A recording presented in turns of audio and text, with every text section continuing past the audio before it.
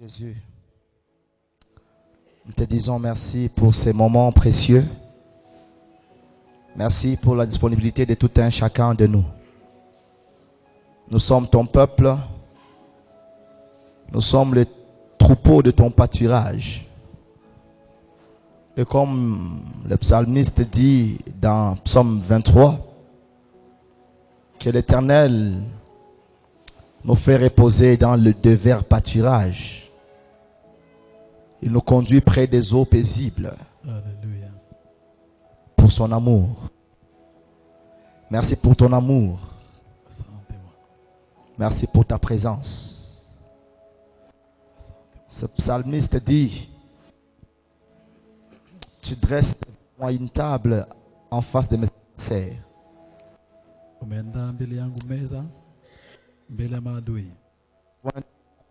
Et ma coupe est or. Oui, le bonheur et la grâce m'accompagneront. Et j'habiterai dans la maison de l'Éternel tous les jours de ma vie. Seigneur, nous faisons de ces psaumes notre prière. Pendant que décembre, Père éternel, est animé par les esprits d'adversité, nous déclarons et confessons que tu prépares une table devant nous en face de nos ennemis.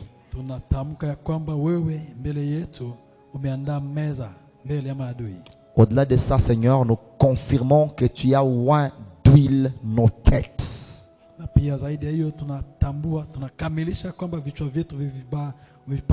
Car si tu nous oins, c'est pour libérer les captifs.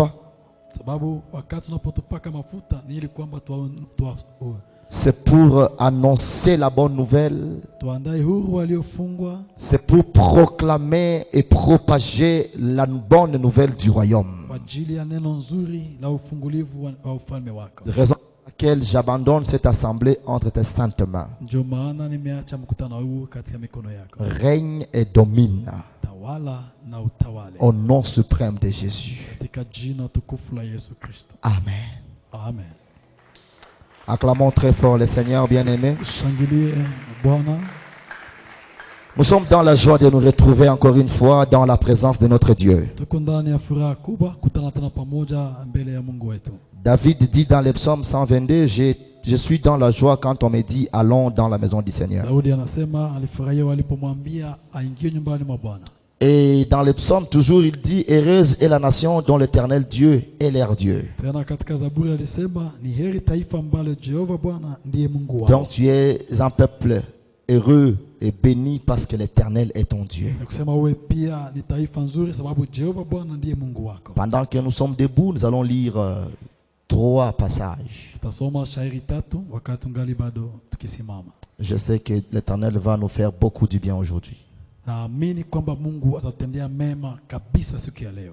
Nous sommes dans Genèse 45. Quelqu'un d'autre peut me préparer Exode 14, 13.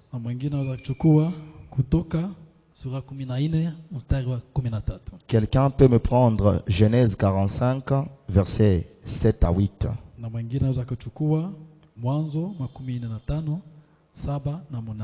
Et je vais lire moi-même Matthieu 9, 34 jusqu'à 10. Hein? Et puis je vais sauter pour lire 10, 7, 8. Kenda, makumi tatu na ine, 34 hadi kumi mstari wa kwanza, hadi sura ya kumi mstari wa kwanza, oui, jusqu'à chapitre 10 verset 1er. Et kisha nitamalizia na sura 10 mstari wa 7 hadi 8.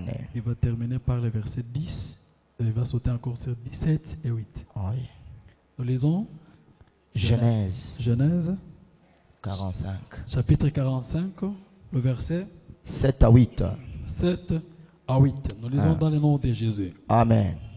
Dieu m'a envoyé devant vous pour vous faire subsister dans le pays et pour vous faire vivre par une grande délivrance. Ce n'est donc pas vous qui m'avez envoyé ici, mais c'est Dieu.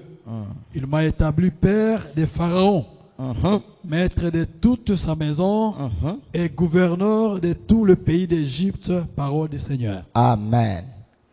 Dieu m'a envoyé devant vous pour vous faire subsister dans le pays et pour vous faire vivre par une grande délivrance. Puis il dit, ce n'est donc pas vous qui m'avez envoyé ici, mais c'est Dieu. Amen. Il m'a établi père des pharaons. Amen. Il m'a fait maître de toute sa maison. Et il m'a demandé de gouverner tous les pays d'Égypte. Alléluia. Amen. Exode, Exode, chapitre 14, verset 13. verset 13, nous lisons dans le nom de Jésus. Amen. Nasema hivi, Moïse a répondu au peuple, ne craignez rien, restez en place et regardez la délivrance que l'Éternel va vous accorder en ces jours. Car les Égyptiens que vous voyez aujourd'hui, vous ne le verrez plus jamais, parole du Seigneur. Amen. Matthieu 9, 35, je descends jusqu'à 10, 1. Mwalimu anasoma hiyo. Et puis je saute pour lire 10, 7 à 8. Ndio. Jésus parcourait toutes les villes et les villages, enseignant dans les synagogues, prêchant la bonne nouvelle du royaume, guérissant toutes les maladies et toute infirmité. Voyant la foule, vous allez souligner le verset 36. Voyant la foule, il fut ému de compassion pour elle, parce qu'elle était languissante et abattue, comme des brebis qui n'ont point de berger. Alors il dit à ses disciples, la moisson est grande, mais il y a peu d'ouvriers. Priez donc le maître de la moisson d'envoyer des ouvriers dans sa moisson. 10. Puis, ayant appelé ses 12 disciples, il leur donna le pouvoir, soulignez, le pouvoir de chasser les esprits impurs et de guérir toute maladie et toute infirmité. Sautons pour lire 7 à 10. Allez, prêchez, 7 à 8. Allez, prêchez et dites, le royaume des cieux est proche. Guérissez les malades, ressuscitez les morts, purifiez les lépreux, chassez les démons. Vous avez reçu gratuitement, donnez gratuitement. Acclamons pour la parole du Seigneur. Ndiye neno la Bwana. Nous pouvons reprendre nos places. Tuchukue nafasi zetu tena. Gloire au Seigneur Jésus. Sifa kwa Bwana Mungu. Nous sommes dans la joie de nous retrouver encore une fois ce jour. Tunashukuru tena Mungu kukutana tena pamoja. Le 5e jour de notre programme. Siku yetu ya 5 ya mpango huu. Et nous serons en train de partager sur un autre sous-thème Na tutaongelea tena ingine kipengele intitulé Le Père spirituel et la délivrance. inaosema baba wa kiroho na ufungulivu. Amen. Amen. Ici, nous venons de lire quelques portions des Écritures. Tunatoka kusoma shairi fulani fulani. Et la première portion Na shairi ya kwanza nous parle du dialogue de Joseph et ses frères. inatuambia juu ya maongezi iliwepo kwa Yusufu na ndugu zake. Pendant que ce frère était venu en Égypte Wakati ambapo ndugu zake Daudi walikuja huko Misri et que eux croyaient que Moïse allait les détruire, pas Moïse mais Joseph allait les faire du mal. na walifikiria kwamba Yusufu atawalipiza mabaya yao. Mais Joseph, lui, en tant que leader, en tant que père spirituel, savait que tout son parcours était un plan de Dieu afin qu'il soit un élément véhiculateur de la grande délivrance. Lakini Yusufu alikuwa mkubwa tena baba mfano, alikijua ya kwamba yote aliyapitia ilikuwa ni mpango wa Mungu ili kwamba yeye awe njia ya kupitia kwa wokovu kwa wengine. J'aimerais dire à quelqu'un ce jour, Nimetaka kuambia mtu leo hii, c'est que tout ce que tu traverses, yale yote ambayo uko nayapitia, tout ce que le monde peut te fait subir. yale ambayo dunia inafanya upitie. C'est le plan de Dieu. Sio mpango wao bali ni mpango wa Mungu. Ce n'est pas le plan d'un homme, Haiko mtu alipanga yale unapitia, mais c'est le plan de Dieu. lakini Mungu alipanga. Car tout vaillant héros, Sababu kila mshindi au Dieu, shujaa, Dieu prend toujours le temps de le forger. Mungu anachukua na muda ya kumtengeneza. Et quand Dieu veut forger un héros, Na wakati Mungu anapenda atengeneze shujaa, c'est pour que lui soit un instrument que Dieu va utiliser pour accorder aux gens une grande délivrance. ni ili kwamba huyu shujaa aweze kuwa chombo Mungu atakayotumikisha ili wapatie wengine ufungulivu. Donc la délivrance est attachée à la mission de tout leader charismatique. Ni kusema ufungulivu ni mission ambayo kila kiongozi amepokea. Tout père spirituel Kila baba wa kiroho est animé d'un esprit de délivrance avec lui. anapokea roho ya ufungulivu ndani mwake. Et tout fils d'un père spirituel Na kila mwana wa baba wa kiroho est animé par le même esprit. naye pia anapokea hiyo roho ya ufungulivu. Voyez-vous un peu ceci? Mtazame tena hapa. Joseph qui dit à ses frères, Huyu Yusufu aliambia ndugu zake, si Dieu ne m'avait pas envoyé en ces lieux, kama haingekuwa Mungu kunituma hapa, vous alliez mourir en Égypte. nyie wote mungelikufia huko Egypte.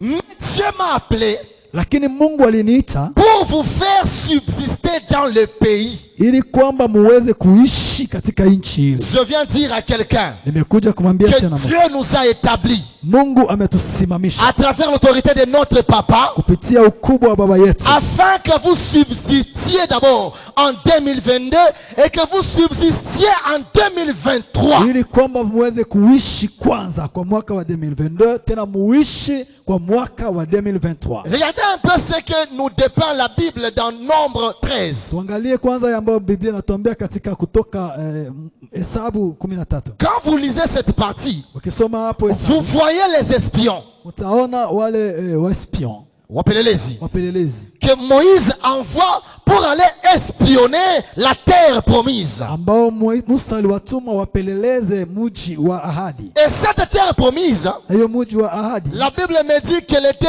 un pays de délices. Biblia inaniambia kwamba ilikuwa ni mji wa mema.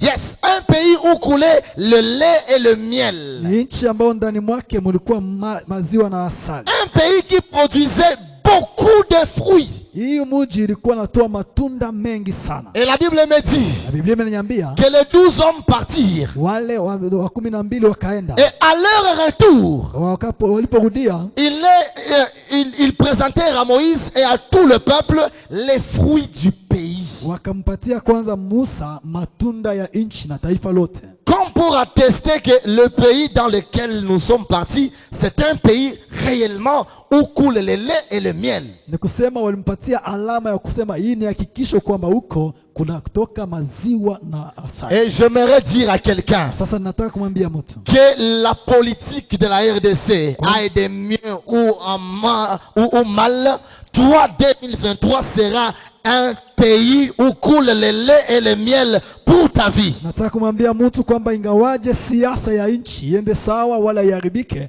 hii nchi kwako itakuwa mji wa asali na maziwa kwa jina la Yesu. Peu importe la situation dans laquelle nous pouvons nous retrouver, Haijalishi hali ambayo tutapitia, celui qui nous a appelés est le maître des temps et des circonstances. yule aliyetuita ni Bwana wa nyakati na majira. Et Paul dit que toutes choses concourent au bien de ceux-là qui aiment Dieu. Na Paulo anasema kila kitu kinafaa kwa wale waliompenda Mungu. Alors toi qui aimes Dieu, Na wewe mbona mpenda Mungu? je veux te dire Nataka kuambia que tu vas subsister dans ce pays. utaishi kwa Et nchi ce ile. pays sera pour toi un pays où coule le lait et le Na miel. itakuwa nchi ambayo kwako imetoa maziwa na asali. Peu importe la sécheresse qui peut frapper le pays, Haijalishi ukiwa ambao unaweza kugusa nchi ile. toi tu verras les fruits du pays. Wewe utaona matunda yake. Tu mangeras les fruits de la terre de ce pays. Utakula matunda ya udongo wa nchi yetu ya Car Kongo. pour toi, il y a une promesse. Sababu juu yako kuna ahadi. Que tu dois entrer dans un pays où coule le lait et le miel. Na ahadi inasema kwamba unatakiwa kuingia kwa nchi inayotoa maziwa na asali. Et ces 12 hommes, à leur retour, Na hao wapelelezi Musa aliwatuma waliporudi. Après avoir présenté les fruits du pays, walipoonesha Musa matunda ya mji, ils dirent maintenant à ce peuple, wakaambia taifa, on ne peut jamais toucher ces bénédictions.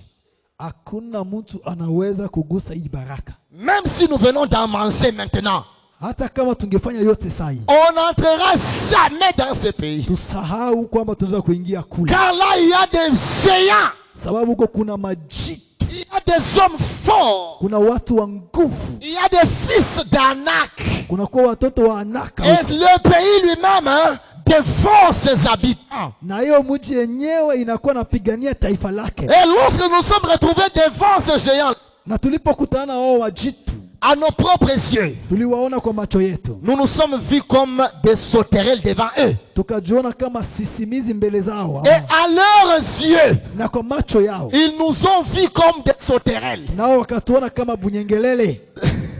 Donc nous avons confirmé notre défaite et notre échec. Ni kusema kwamba tunaweza wenyewe kukamilisha kushindwa kwetu. Et nos ennemis ont aussi affirmé qu'ils vont nous battre. Na hao maadui zetu wenyewe walipotuona wakajua kwamba watatupiga. Mais un vaillant homme, lakini sujaa moja, Caleb, se leva. Jina yake Caleb, akasimama. Et fit taire tout le monde. Akawanyamazisha wote. Puis il leur dit, akasema, montons. Tupande. Nous avons Dieu avec nous. Tunakuwa na Mungu. Nous allons les battre. Tutawapiga. Et nous posséderons ce pays. Na tutakamata umiliki wa hiyo nchi. J'aimerais dire à quelqu'un, peu importe l'adversité qui est au-devant de toi, sois animé par un autre esprit, l'esprit du leader, et tu vas posséder toutes les bénédictions prévues pour toi en 2022, ici en décembre, et en 2023, à partir du 1er janvier.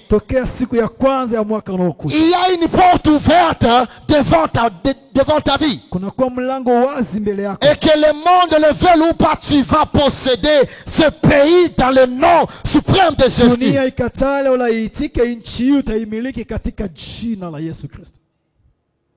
Et la Bible me dit au chapitre 14 des Nombres que lorsque Dieu s'est élevé à travers la bouche du leader Moïse, il dit à Moïse ceci: tous ces gens, tous mourront dans le désert, mais mon serviteur Caleb, parce qu'il a été animé d'un autre esprit, il possédera le pays qu'il a foulé par ses pieds. Et lui et sa descendance mangeront le fruit de ce pays. J'aimerais te dire que seule ta foi te fera posséder 2023 au nom de Jésus. Je prie que ce soir Dieu t'anime d'un autre esprit, un esprit de vaillant. Et cela te sera donné dans le nom de Jésus. Premièrement, c'est pour que vous puissiez subsister dans le pays. Peu importe la nature du pays, peu importe sa nature de manger, de consommer, de dévorer ses habitants, vous allez subsister dans ce pays. Et pourquoi? Parce que Dieu m'a envoyé pour que vous puissiez subsister et que vous viviez par une grande délivrance. Gamaliel Temple, tu ne mourras pas. Et tu vivras une grande délivrance. Et tu subsisteras dans le pays. Même si la RDC tue les gens, même si la RDC peut produire beaucoup de chômeurs, toi tu vas subsister et tu ne passeras pas par le chemin de tout le monde, car Dieu a établi son serviteur afin que nous subsistions et que nous vivions une grande délivrance. Même là où les autres meurent, Dieu te délivrera. Le Dieu du bishop te délivrera. Le Dieu de ses serviteurs te délivrera. Moïse aussi vient et commence à diriger le peuple. arrivé devant la mer Rouge, alipofika mbele ya maji mekundu, alors que les Égyptiens s'étaient levés afin de venir les reprendre et les ramener en esclavage, wakati ambapo Wamisri walivyokuwa nyuma yao kutafuta kuwachukua na kuwarudisha tena, tout le peuple pleurait taifa lote walilia et gémissait. na walikuwa wanalia kabisa. Mais Moïse savait que Dieu avait déjà établi Joseph comme père de Pharaon, maître de la maison de Pharaon et gouverneur en Égypte. Lakini Musa alijua kwamba Mungu tayari amekwisha kuweka Yusufu humu katika njia ya Farao na kuwa mfalme huko ngambo, Et que c'est lui qui avait pris la place de Joseph. na kwamba ni yeye amechukua nafasi ya Yusufu. Quand tu sais la place et l'autorité que Dieu te donne, Wakati unajua nafasi na pia mamlaka Mungu anakupatia, tu peux bien jouir des principes du pouvoir. unaweza kabisa kuishi mema ya hiyo mamlaka yako. La dernière leçon que notre Père nous avait donnée avant de partir, Kitu kimoja ambacho baba yetu ametuachia kabla hajaenda Kinshasa, la mise en pratique des principes du pouvoir. kutumikisha makanuni za mamlaka. Et ce soir, nous allons mettre en pratique les principes du pouvoir. Na hii jioni tutatumikisha kanuni za mamlaka. Moïse savait Musa alijua que c'est moi qui ai pris la place de Joseph. ya kwamba ni mimi Musa nimechukua nafasi ya Joseph était le conducteur du peuple Yusufu. Alikuwa kiongozi wa taifa et il avait pour mission de faire subsister le peuple dans le pays d'Égypte. na lengo yake ilikuwa kuwaleta taifa waweze kusubsiste. Donc quand bien même tout le pays d'Égypte allait mourir, seuls les Israélites allaient subsister. Ni kusema kwamba hata nchi yote ya Wamisri ingelungula, wana wa Israeli wangeishi. Ah, c'était ça la mission de Joseph. Hiyo ndiyo ilikuwa mission ya Yusufu. Et Joseph dit à ses frères, Na Yusufu akaambia ndugu zake, Dieu en m'amenant ici, Mungu aliponileta hapa, il a permis à ce que je sois le père de Pharaon. aliruhusu mimi niwe baba wa Farao. Dans le monde spirituel, Katika ulimwengu wa roho, Pharaon représente un mauvais dirigeant. Farao alikuwa anawakilisha kiongozi C'est le mbaya. diable en personne. Ni shetani mwenyewe. Toute sa maison, Nyumba yake, ce sont les acolytes du diable. watu washabiki wa Et shetani. le pays d'Égypte, Na nchi yake yote c'est le monde du péché. ilikuwa ni dunia C'est ya le monde dhambi. dominé par le diable. Ni dunia ambayo Mais shetani un ametawala. père spirituel, Lakini baba wa kiroho il est premièrement un père pour le diable. anakuwa tena baba kwa ajili ya hao. Lorsqu'un père commande à ses fils, Wakati baba les anapatia fils watoto huru, exécutent. baba anakamilisha. J'aimerais dire à quelqu'un que tout plan du diable Kila mpango va shetani. exécuter mes paroles durant cette chair dans le nom suprême de Jésus. Amen.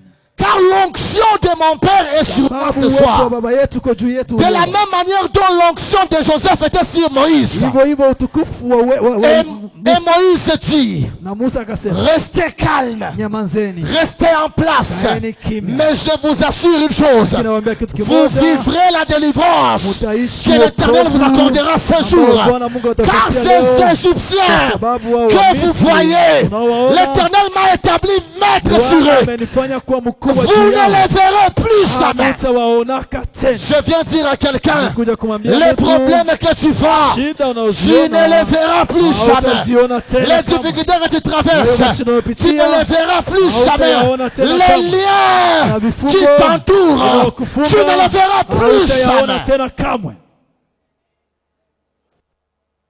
Et la Bible me dit Na Biblia imeniambia que Jésus lui-même, Yesu Kristo pendant qu'il marchait, wakati alipokuwa akitembea, il marchait de ville en ville. alitembea mitaa kwa mitaa. Quand on dit il marchait de ville en ville, Wanaposema ça alitembea veut dire que mitaa kwa c'était son mitaa, quotidien. ni kusema kila mara alikuwa C'était sa anatembea. vie de tous les jours. Maisha yake ilikuwa ya kutembea. Il marchait de ville en ville, Alitembea mtaa kwa mitaa, prêchant, enseignant dans des synagogues, akifundisha katika hekalu, prêchant la bonne nouvelle du royaume, akifundisha habari njema ya ufalme, guérissant toutes les maladies Alikuwa et toutes akiponya les infirmités. kila magonjwa na kila ulemavu wote. C'était ça, sa vie de tous les jours. Hii ndiyo maisha ya Yesu ya kila siku. Premièrement, il enseignait dans des synagogues. Cha kwanza alikuwa anafundisha katika sinagogi. Pourquoi enseigner? Kwa nini afundishe? Parce que l'enseignement, Kwa sababu mafundisho c'est la marche par excellence d'une grande délivrance dans la vie de quelqu'un. ni mwenendo unaofaa kwa kuendea ufungulivu maishani mwa mtu. Le peuple de Dieu Taifa la Mungu peut se retrouver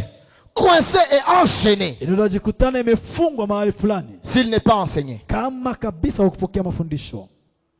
Voilà pourquoi dans Osée il dit mon peuple est détruit parce qu'il lui manque la connaissance. Ndio maana katika Hosea anasema taifa langu linaangamia kwa kukosewa na maarifa. Et Jésus, la première des choses qu'il faisait, il enseignait. Na Yesu kitu kia kwanza alifanya alikuwa anafundisha. Enseigner, Fundisha. c'est la première étape dans la marche vers une grande délivrance et totale.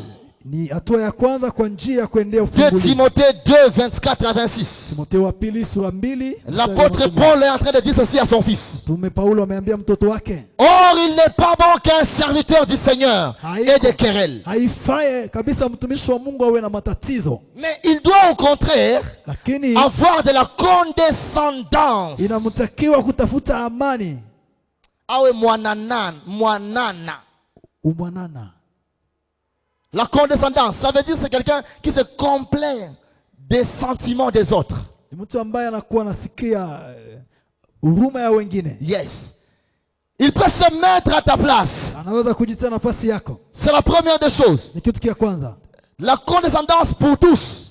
Hiyo huruma kwa watu wote. Deuxièmement, il dit être propre à enseigner. Kukuwa anastahili kwa kufundisha. Doué de patience. Anayejaa utulivu. Pourquoi il doit être propre à enseigner? Kwa nini anatakiwa awe anastahili kufundisha? On dit il doit dresser avec douceur les adversaires. Anatakiwa kabisa katika unyenyekevu kutuliza maadui zake. Dans l'espérance que Dieu leur donnera la repentance pour arriver à la connaissance de la vérité. Kwa matumaini ya kwamba Mungu atawapatia toba ili wafikie kwa kujua ukweli. Ah, j'aime bien la dernière partie, le verset 26. Napenda sana sehemu ya mwisho. Il dit ceci. Inasema hivi.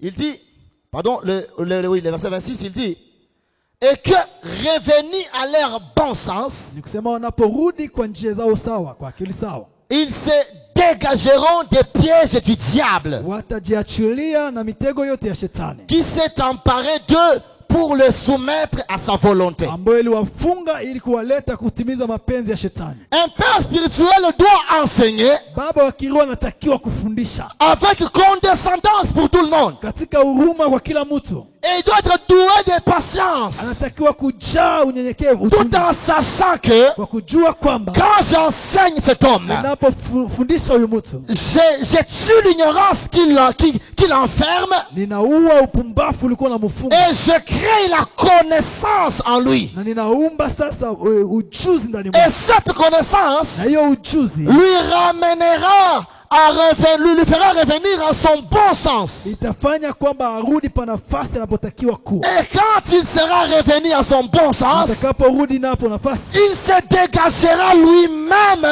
des pièges du diable. mwenyewe atajiachilia kwa vifungo vya adui au mitego ya adui. Si nous prêchons aujourd'hui, Kama tunafundisha leo, c'est pour vous délivrer de tous les pièges et de tous les liens du diable. ni kutuachilia kwa kila mitego ya adui. Mais si nous vous enseignons, Lakini kama tunafundisha, c'est pour que vous sachiez la vérité ili kwamba tujue et ukweli, que vous vous dégagiez vous-même des pièges du diable. na hiyo ukweli iweze kufanya tufunguliwe wenyewe na mitego ya shetani. Jésus commençait par enseigner. Yesu alianza kwa kufundisha, Il savait que toute personne enseignée sababu alijua kwamba kila mtu aliyefunzwa peut se dégager de ses propres forces, des pièges de l'ennemi.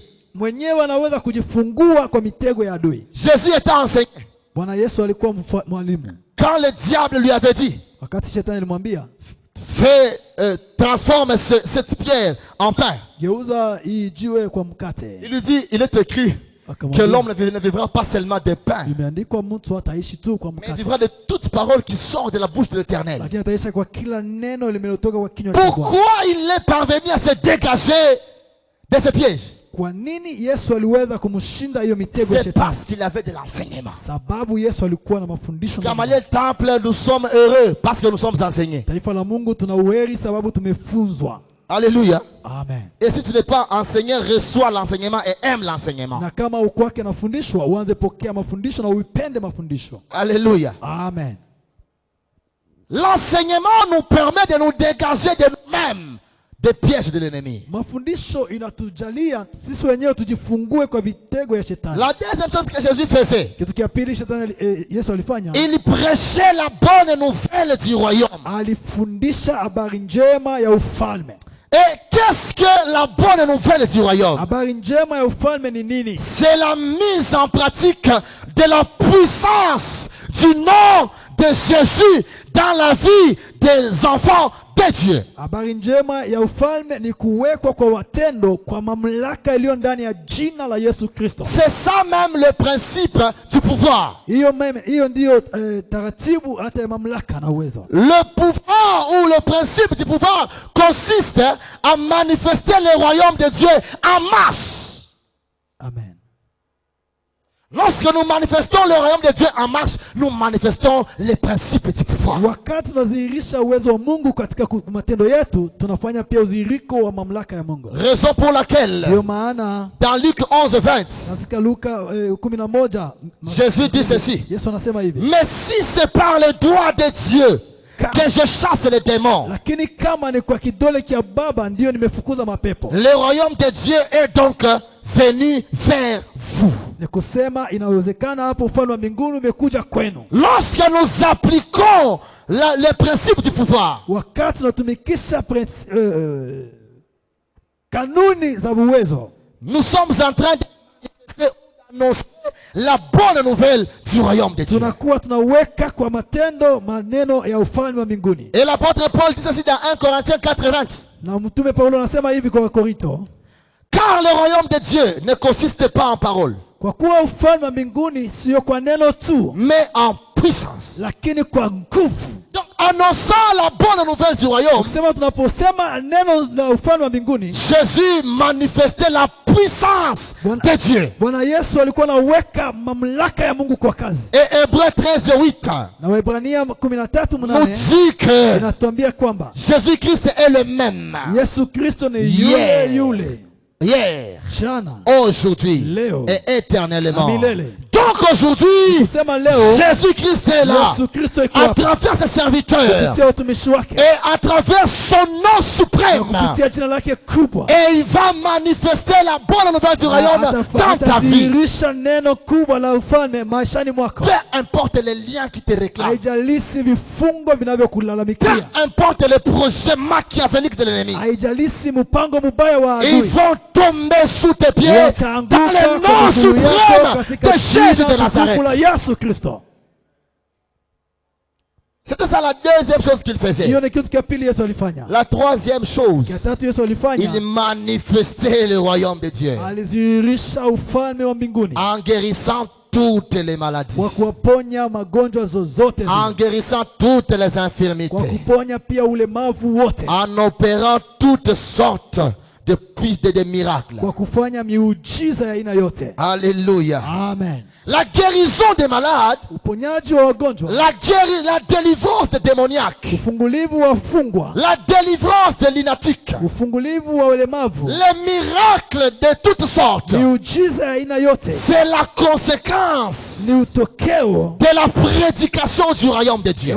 ya habari njema ya ufalme wa mbinguni. Et ce que nous prêchons, Na hii tunafundisha hapa c'est la bonne nouvelle du royaume. ni habari njema ya ufalme. Donc je n'ai pas honte ni peur Kwa sababu siogopi wala sina de vous haya. dire que la conséquence de cette prédication Nakwambia kwamba matokeo ya doit mafundisho se haya manifester dans cette assemblée ce soir. itaonekana kwa Les mahali hapa. maladies vont guérir. Magonjwa yatapokea Les uponyaji. infirmités vont sortir des Ulemavu des jambes. utatoka wenyewe miongoni mwa watu. Les lépreux seront Wenye purifiés. ukoma Et watatakasika les morts ressusciteront. na wafu watafufuliwa. Car c'est ce qu'avait fait Jésus. Sababu ni yale Yesu La alifanyika. Bible dit Biblia que imeniambia Jésus, ya kwamba Yesu après avoir effectué ces trois choses, kisha kufanya mambo matatu ça haya, veut dire enseigner dans les synagogues, kusema kisha kufundisha, prêcher la bonne nouvelle du royaume, kisha kufundisha habari njema ya guérir ufalme, toutes sortes de na maladies. kisha kutuponya Il se magonjwa yote. retrouva devant une foule. Akaenda mbele ya taifa Et kubwa. voyant que la foule était dispersée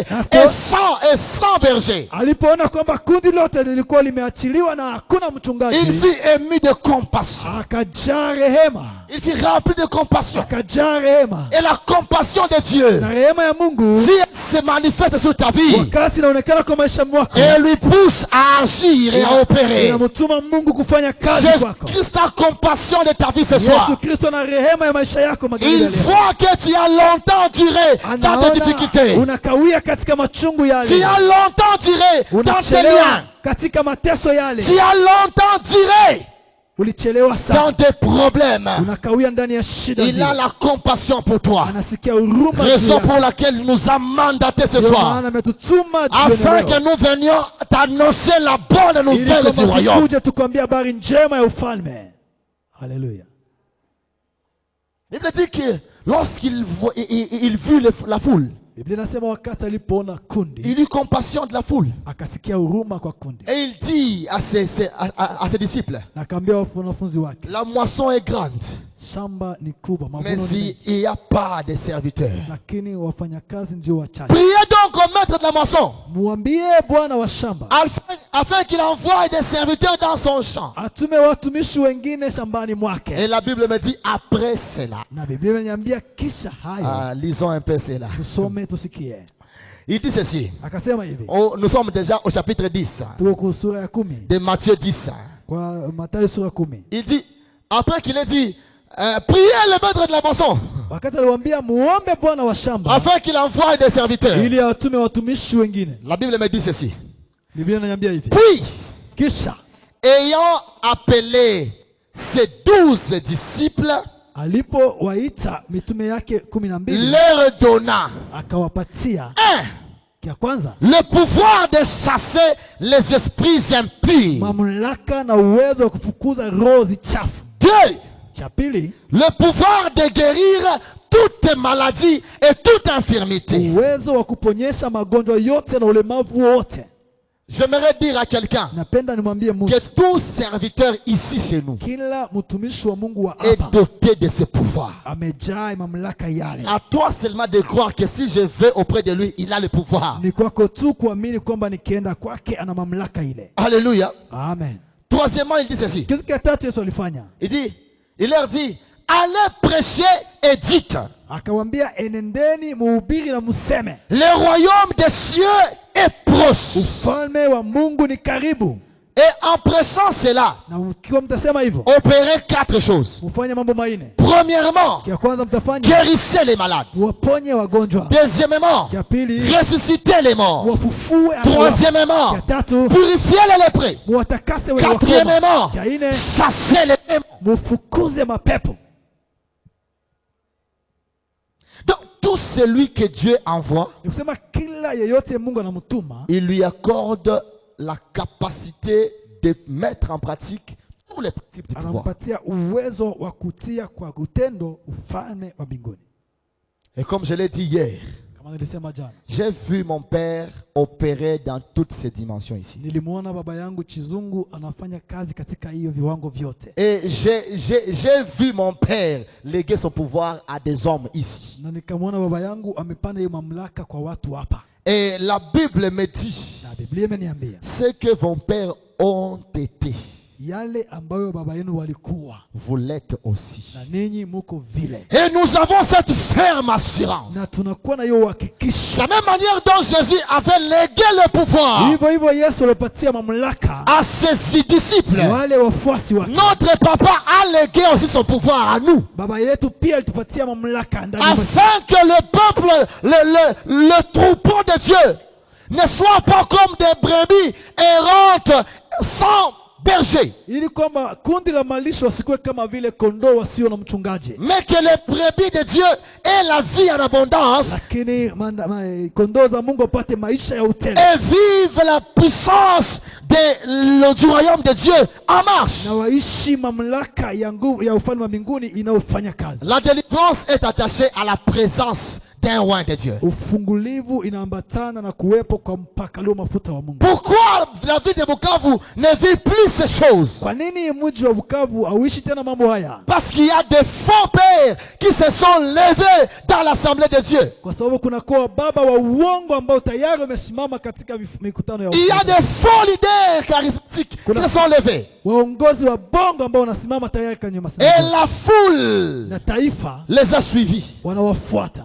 Alors, au lieu de vivre la puissance de Dieu, Pahali pa kuishi udhihirisho wa Mungu, ils vivent les histoires wanaishi mambo tu. et des principes humains. Wanaishi kanuni za Mais watu. ce soir, Lakini jioni leo, Jésus-Christ est en œuvre en ces lieux. Bwana Yesu Kristo anafanya Et kazi il hapa va visiter ta vie. na atatembelea maisha yako. Il changera les décrets écrits sur ta vie. Atabadilisha nyaraka na maandiko kwa maisha yako. Il changera les décisions des hommes Atabadilisha maamuzi ya et wanadamu les décisions du monde de na ténèbres. maamuzi ya ulimwengu wa giza. De la même manière dont Pharaon avait déjà écrit l'esclavage pour les Israélites. Jinsi Farao alikuwa ameandika utumwa kwa watoto wa Israeli. De la même manière, l'Éternel avait donné une grande délivrance à travers la main de Moïse. Hivyo hivyo Mungu akampatia kwa mkono wa Musa ufungulivu mkubwa wa taifa. Ce soir, à travers les mains des serviteurs de Dieu en ces lieux, Jioni leo kupitia mikono ya watumishi wa Mungu aliye hapa. tous ceux qui bloquaient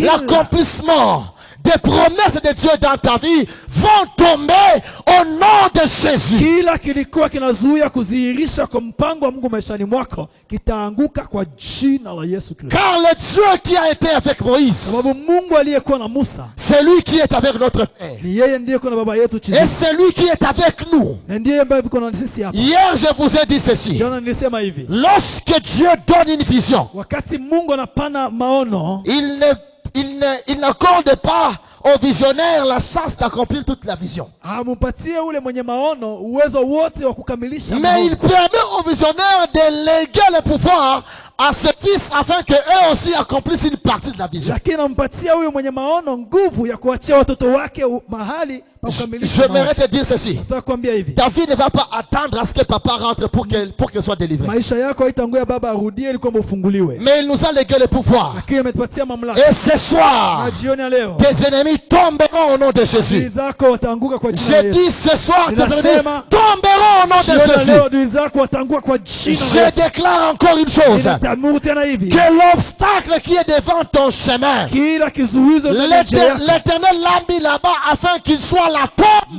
de tous tes ennemis. Mungu ameiweka hapo ili kwamba iwe kaburi ya maadui zako. De la même manière Hivyo hivyo dont la mer Rouge ambapo maji mekundu avait fait gémir le peuple d'Israël, ili kufungulia njia watoto wa Israeli. oubliant que c'était ça la tombe des Égyptiens. Ikafungua kwamba ilikuwa ni Je kaburi ya watoto wa veux Israeli. dire, Amesema hivi. Je viens dire à quelqu'un, Nataka kuambia mtu, le problème que tu as, shida unazo il tombera aujourd'hui, itaanguka mais leo, il tombera avec tous tes na ennemis. itaanguka na maadui zako. Si tu crois, dis-moi, donne-moi un bon amen. Kama unaamini sema Tout amen. problème que tu traverses Hiyo unapitia sera la tombe de tes ennemis. itakuwa kaburi ya Car la maadui zako. délivrance de Dieu, Sababu wokovu wa c'est Mungu ton partage ce ni soir. haki yako La jioni ya main leo. de Dieu est Mkono agissante. wa Mungu inafanya Et kazi elle est élevée en ce na lieu. inainuliwa Elle hapa, va toucher ta vie. itagusa maisha Elle yako, roulera des ennemis de ta vie. hata maadui wa adui zako Et elle les enterrera au nom suprême de Jésus. watazikiwa kwa jina la Yesu Kristo. Jésus-Christ nous a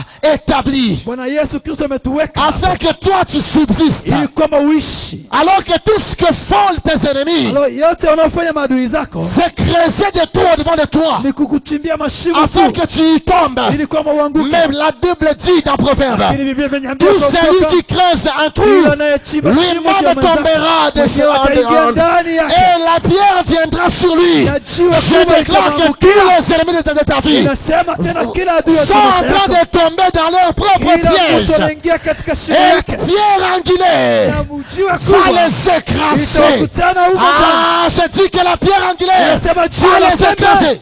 litawaangukia ndani. Jésus-Christ écrasera Yesu ses Kristo ennemis. mwenyewe atavunja adui zako. Dans le psaume 60 Katika Zaburi et le verset 14, mstari wa il est écrit, nasema avec Dieu, ili kwamba nous Mungu ferons des exploits. pamoja na Mungu Car utafanya lui, maajabu. c'est Dieu, Sababu écrasera nos Mungu wetu ennemis. mwenyewe ataangusha Tout adui zetu. celui qui a creusé un trou Yeye kila ambaye chimba pour shimo que tu y tombes, ili kwamba uanguke, il tombera dedans. atajikutana Et ndani. Jésus-Christ Na Yesu l'écrasera. Kristo mwenyewe Reçois la atakutana. victoire de Pokea Jésus. ushindi wa Yesu. Reçois la victoire de Pokea Jésus. ushindi wa Yesu. Reçois la victoire de Pokea Jésus. ushindi wa Yesu Kristo.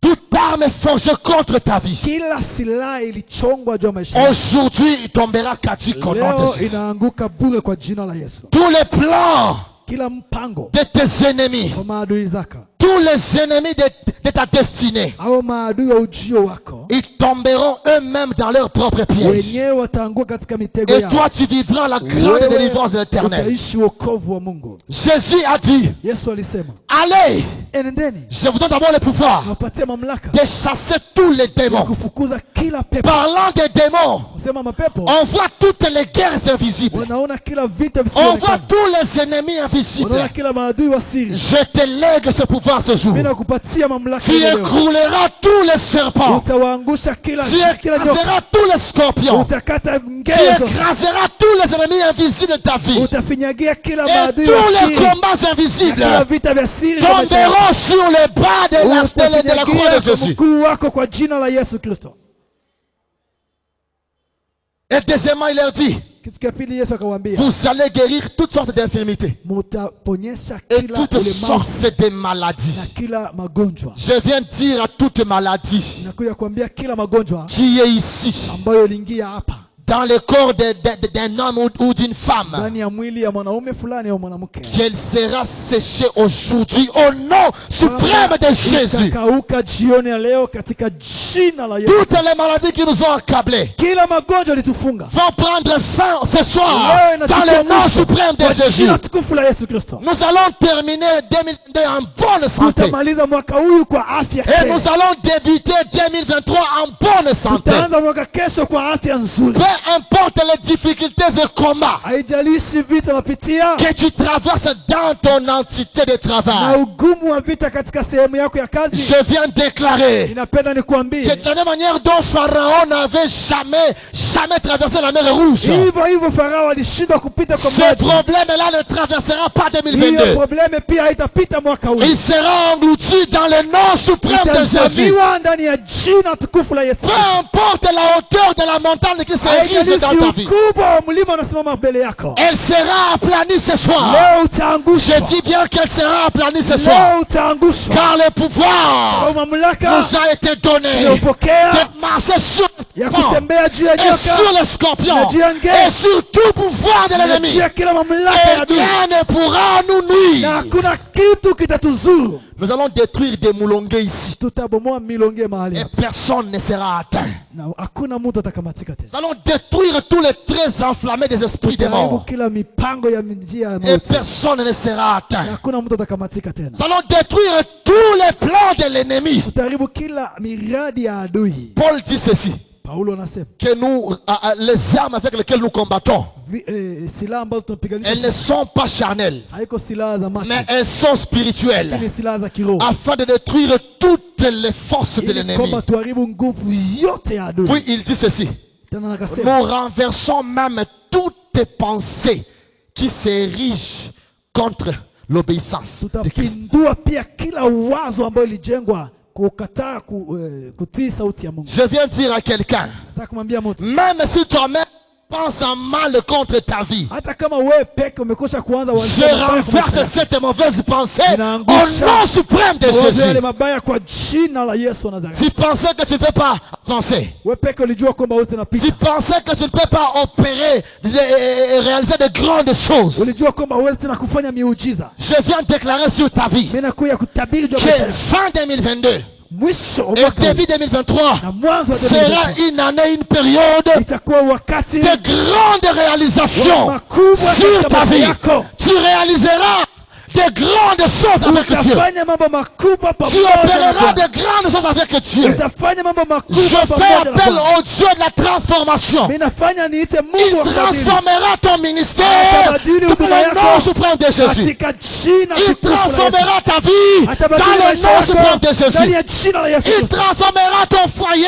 Atabadili dans le jamaa nom suprême de yako Jésus. katika jina la Yesu Kristo. Si tu crois, donne-moi un bon Kama amen. unaamini sema amen nzuri. Jésus-Christ est en œuvre. Yesu Kristo anafanya kazi La hapa. puissance de Dieu est en Uwezo ces wa lieux. Bwana muko mahali hapa. La mouvance de l'esprit est en ces lieux. Nguvu za Roho zinafanya Et kazi Dieu hapa. va opérer de Na grandes Mungu choses. atafanya miujiza Il va makubwa. ouvrir des portes. Atafungua milango. Il va ouvrir des chemins. Atafungua na njia. Il va ouvrir des sources d'eau.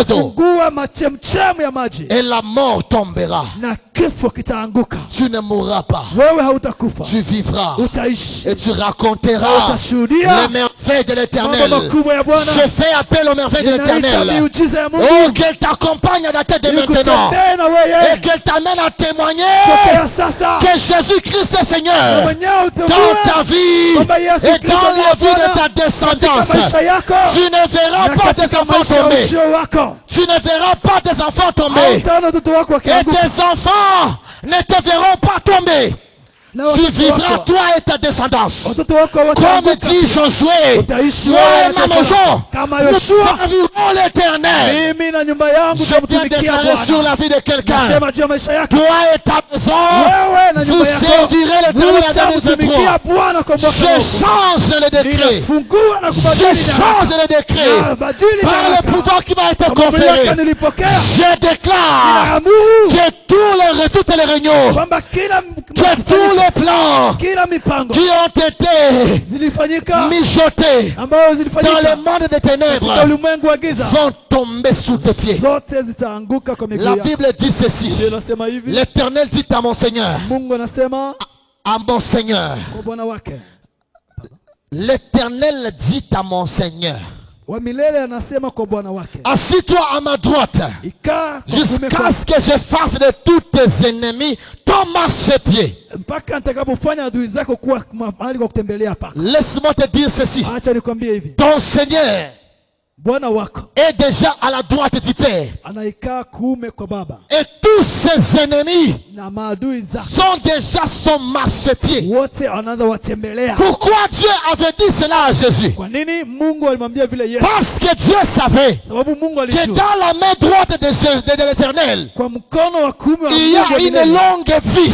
alitia Je viens dire, il y a une longue vie. kuna maisha marefu. Yes, je viens dire à quelqu'un Anamwambia mtu, que ton Seigneur Bwana wako est éternel yeye wa et milele tes na ennemis adui zako sont dans le temps. Ils peuvent mourir. Ils ne sont pas éternels. Raison pour laquelle je te dis, tes ennemis que tu vois aujourd'hui, tu ne les verras plus jamais. Car ton maître sababu est à la wako droite du Père. anaikala Il kuume kwa vit Baba, éternellement. anaishi Tes ennemis milele, passeront, adui zako mais watapita, lui restera lakini yeye éternel. ataishi katika umilele.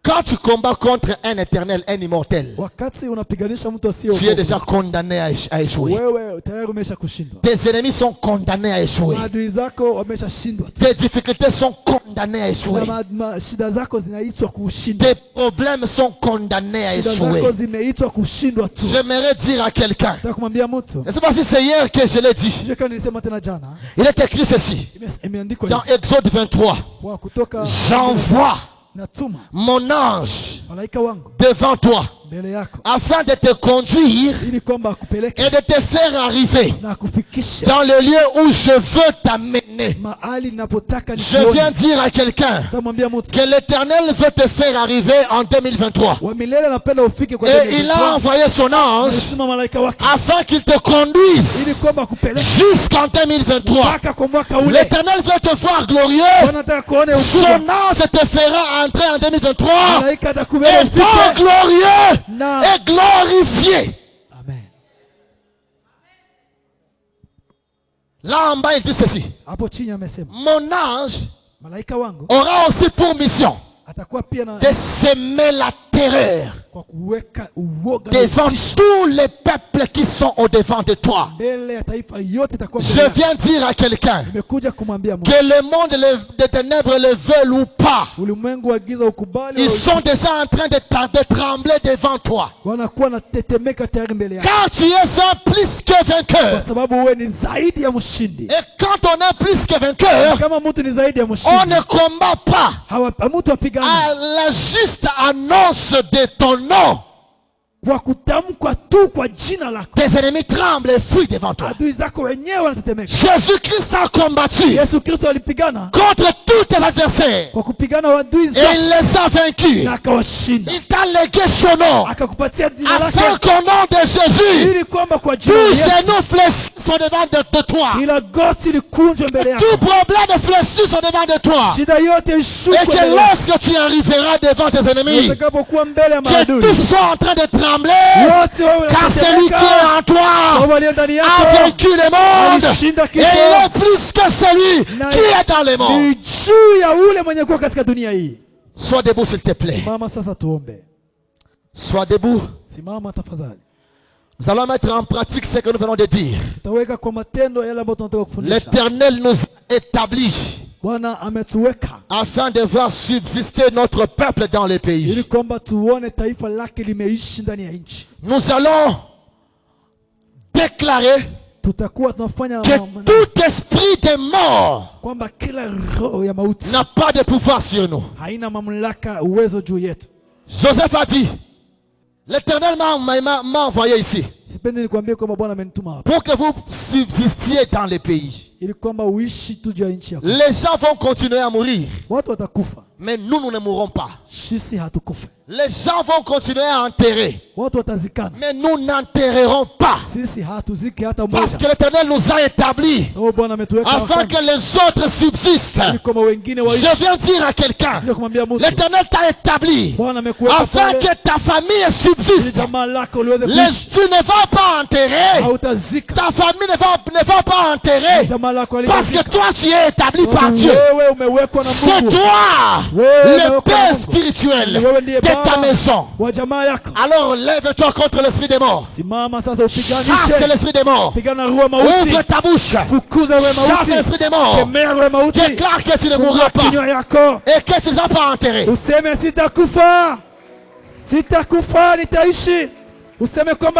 esprit des morts, lâche prise à la famille. Toi esprit des morts, lâche prise à la famille. Lutte contre l'esprit des morts. Chasse l'esprit des morts. Chasse l'esprit des morts. L'esprit des morts physique. L'esprit des morts physique. L'esprit des morts physique.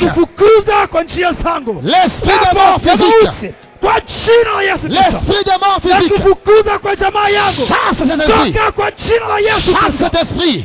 Chasse cet esprit.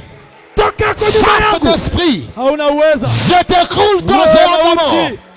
Je t'écroule géant de la mort. Je t'écroule géant de la mort. Je t'écroule géant de la mort. Je t'écroule géant de la mort. Mauti na kuamuru kwa jina la Yesu wa Nazareti, toka na kuamakia na kufukuza toka kwa jina la Yesu Kristo aliye hai. Je me lève contre l'esprit de mort qui attaque les enfants, les petits enfants. Je me lève contre l'esprit de mort qui attaque les grandes personnes. Au nom de Jésus. Au nom de Jésus. Au nom de Jésus. Au nom de Jésus. Nous n'allons pas enterrer. Nous n'allons pas enterrer. Nous n'allons pas enterrer. Nous ne serons pas enterrés. Nous ne serons pas enterrés. Nous ne serons pas enterrés.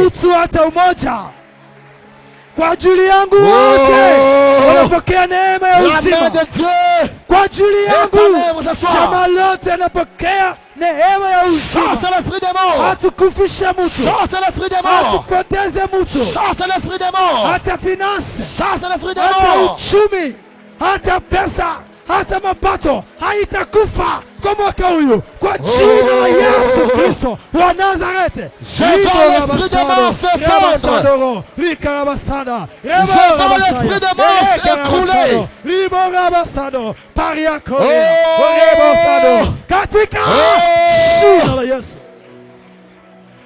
Écoute bien-aimé. Écoute. Sikiliza.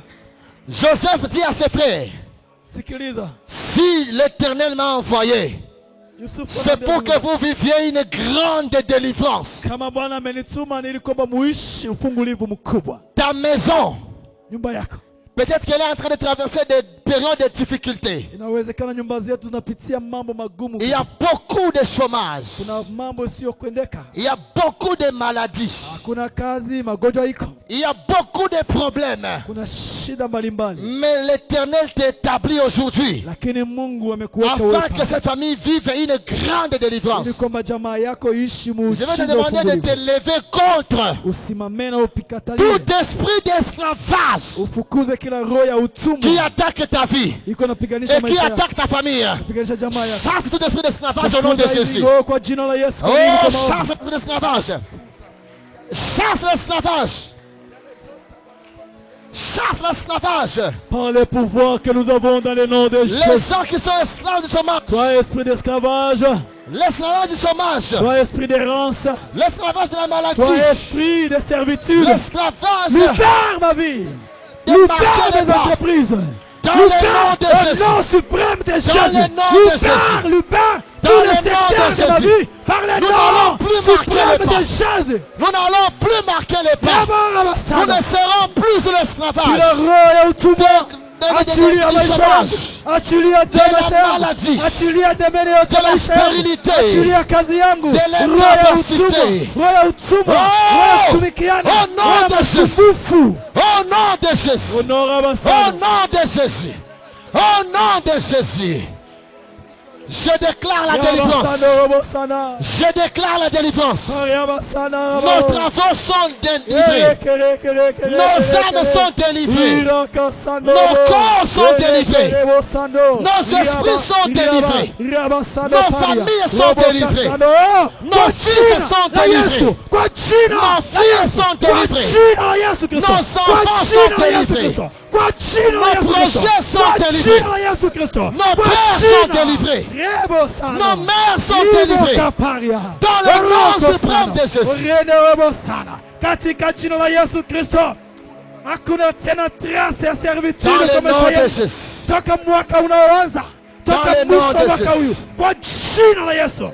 Mipango yetu, miradi yetu yataendelea kwa jina la Yesu Kristo. Kazi zetu zimefunguliwa kwa jina la Yesu Kristo. Avant que nous puissions prier pour toi, je vais encore te demander d'engager Christ dans tes combats. Kabla tuja kuombea ninakusihi tena utie Yesu mbele kwa vita vyako. Tu as des projets. Unakuwa na mipango na miradi. Tu as déjà planifié l'année prochaine. Unashapanga mwaka kesho. Tu as déjà planifié les festivités. Unashapanga fete. Dis au Seigneur, ambia Bwana, Jésus, je t'engage dans mes projets.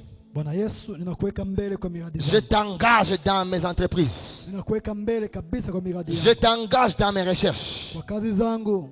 Je t'engage dans mes planifications. Nakutia mbele kwa mipangilio zangu. Parce qu'il est écrit que tu passeras au devant de moi afin de s'aimer la terreur et de me faire arriver dans le pays de ma destinée. Engage l'Esprit de Dieu dans tes affaires.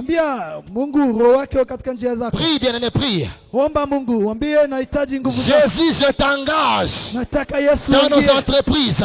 Je t'engage dans nos vies. Je t'engage dans nos projets. Je t'engage dans notre destinée. Sur les chemins de la destinée. Sans toi, nous ne pouvons rien. Mais avec toi, nous pouvons tout. Oh Jésus, nous t'engageons. Marche devant nous. Oh, confirme notre réussite. Confirme notre victoire. Nous sommes plus que vainqueurs. Par toi qui nous as aimés. Nous sommes plus que vainqueurs. Je déclare Jésus que je vais témoigner utashindwa Yesu. Théophile, Pita mbele Yesu. je vais témoigner Pita mbele Yesu. tes merveilles. Pita mbele Yesu. Car toi, Ya toi miradi seul, yangu yote, ya mipango yangu yote, hata mbele ya nchi yetu. Pita mbele Yesu kwa mwaka huyu. Pita mbele Yesu. Tunakupa nafasi ya kwanza. Tunakupa nafasi ya kwanza. Unapokuwa mbele katika kambi ya maadui mna utisho na woga. Pita mbele Yesu Kristo. Pita mbele Yesu Kristo. Pita mbele Yesu wa Nazareth. Pita mbele ya maisha yetu tunakuomba. Pita mbele ya kazi na biashara vyetu tunakusi. Le peuple qui était dans les ténèbres Pita mbele Yesu. voit une grande lumière Wewe woga wako vire sur eux. inakimbiza woga. Jésus, je chasse les ténèbres. Uwepo wako Yesu Je chasse les ténèbres. unakimbiza giza. Je chasse les Pita ténèbres. mbele ili giza itoshe. J'écroule des Pita montagnes. mbele ili kwamba giza J'écroule l'adversité. ikimbie njia zetu. Pita mbele ili kwamba milima ishushwe, utukufu wako upande. Pita mbele Yesu wa Nazareti. Pita mbele Bwana wetu.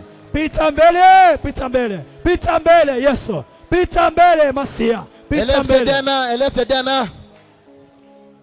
Élève tes deux mains. Inua mikono yako miwili. Ferme un peu tes yeux. Inua mikono miwili na Je vais ufunge inviter macho. les anciens à s'approcher ici devant. Inua mikono miwili ufunge macho. Tutawaita wazee wapite mbele tafadhali.